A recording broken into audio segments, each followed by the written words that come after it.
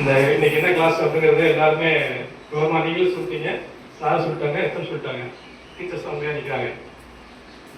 உங்கள் ஸ்டூடெண்ட் லெவலுக்கு நீங்கள் என்ன பண்ணணும்? இந்த போதவிப்பில் முதல்ல வீட்டில் அப்பா அண்ணன் இந்த மாதிரி தவறுகள் செய்வாங்க, சரிங்களா? நம்ம மிடில் கிளாஸ் ஃபேமிலி வீட்டில் சில பிரச்சனைகள் இருக்கும். அவங்க என்ன பண்ணுவாங்க, ட்ரெஸ்ஸுக்கு அடிக்ட் இருப்பாங்க. அவங்கள நீங்கள் எப்படி நீங்கள் நல்வழிப்படுத்தணும், சரிங்களாம்மா? அப்போது அவங்க தண்ணீர் சொல்லும்போது நம்ம வந்து எடுத்து மலர்கள் இருந்தால் சொல்லலாம், இப்போ குடிக்காதீங்கப்பா, படிக்க முடியல, தூங்க முடியல அப்படின்னு சொல்லலாம். அவங்க கேட்கல, ரொம்ப போதையாக இருந்தாங்கன்னா விட்டுருங்க, இது சொல்லாதீங்க.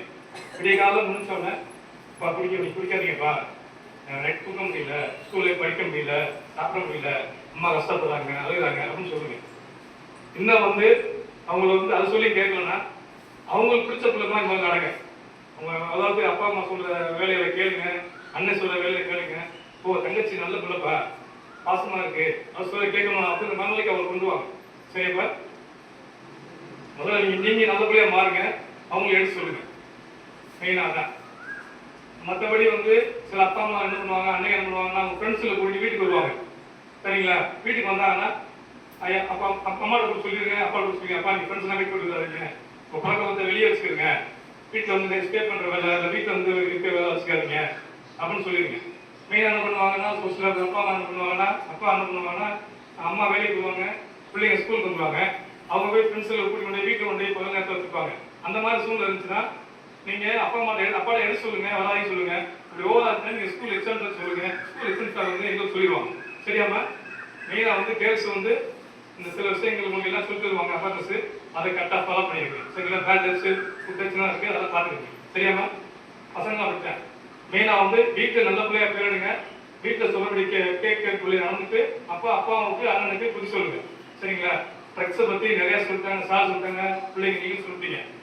ட்ரக்ஸ்ன்றது மெயினா வந்து எல்லாத்துக்கும் கெட்ட பழக்கம் தான்.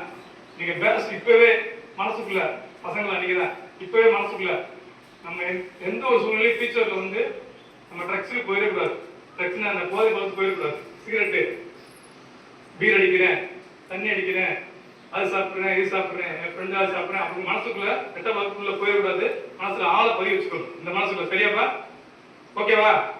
எல்லாரும் மனசு ஆளை பதிச்சுக்கல, பாய்ஸ் ஃபுல்லா பாய்ஸ் ஃபுல்லா மனசுக்குள்ள ஆளா பதிச்சுக்கணும், சரியாப்பா?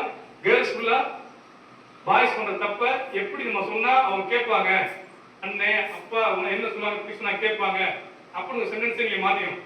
ஸோ வீட்டு வேலை கரெக்டாக பார்க்கணும், நல்லா படிக்கணும், குட்டியாக நடந்துக்கணும், அவங்க சொல்றதை நீங்க கேட்கறதுக்கு அவங்க நடந்துக்கணும், சரியாம்மா? பிள்ளைங்களா எல்லாம் ஓகேவா? நாங்கெல்லாம் வந்து கஷ்டப்பட்ட ஃபேமிலியிருந்து மேலே வந்தோம், ஒரு இன்னைக்கு இருக்கோம், சரியாம்மா? நல்ல நீங்க ஒரு 4 பேர் இப்படி இருந்தீங்கன்னா ஃபியூச்சர்ல அப்படியே 40 அப்படியே மாறிடும், தமிழகம் நல்லா இருக்கும். அரசு செய்ய திட்டங்கள் கரெக்டாக பேசுவோம். எல்லாரும் போதிய வகுப்புல கரெக்டாக இருக்கணும், நம்ம முதல்ல கரெக்டாக இருக்கணும். பாய்ஸ் எல்லாம் கரெக்டாக இருப்பீங்களா? எஸ் சொல்லுங்கப்பா. ஃபியூச்சர்ல கரெக்டாக இருப்பீங்களா? மனசு நல்லா பதிய வச்சுக்கிறீங்க. இன்னைக்கு ஃபியூச்சர்ல எப்பவுமே நம்ம முதல்ல போதைக்கு அடிமை மாட்டோம், யாரையும் அடிமையாக்குறதுக்கு நம்ம விட மாட்டோம், ஓகேவா? வணக்கம் சார்.